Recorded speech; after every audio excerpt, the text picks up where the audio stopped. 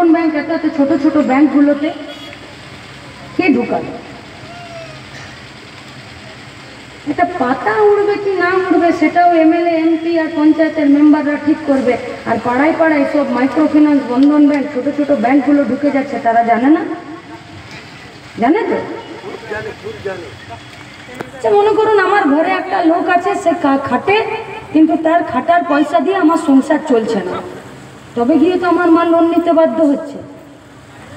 তাহলে খাটার দাম যদি আমার ঘরে যে কামানেওয়ালা ছিল সে যদি পেত, তাহলে তো আমার মা লোন নিতে যেত না, যেত কি? তাহলে তুমি খাটার দাম দাওনি বলে তো আমার মা লোন নিতে যেতে বাধ্য হচ্ছে। আচ্ছা ঠিক আছে, লোন নিতে গেল, যে ব্যাংকটা লোন নিতে আসছে সে কত সুদ দিবে সেটাও সেই ঠিক করবে, সরকার ঠিক করবে না।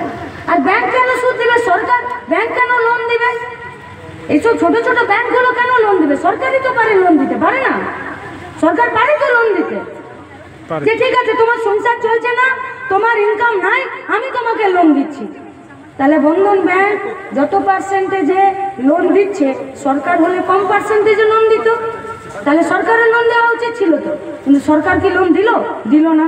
আবার বন্ধন ব্যাংক, সেই ছোট ছোট ব্যাংকগুলো যত সুদে লোন দিচ্ছে, সেই সুদকে সরকার কমাতেও বলছে না।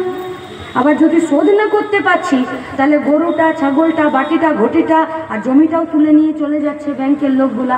তাহলে লোন নিতে বাধ্য করলে তুমি, লোন তুমি দিলে না, লোন দেবার জন্য তুমি আমার পাড়াতে নতুন নতুন ব্যাংকগুলোকে পাঠালে, লোনে কত সুদ নিবে সেইটা তো তুমি হাত হস্তক্ষেপ করলে না, যে বাপু কম সুদ নাও।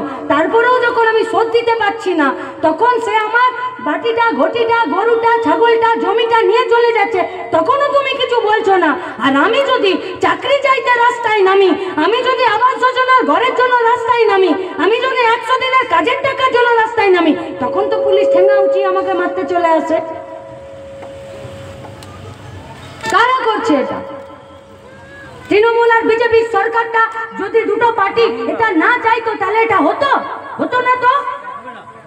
আচ্ছা, এই কাজ, এই বেতন কম পাওয়া, জিনিসপত্রের দাম, এই যে ব্যাংকের লোন, এই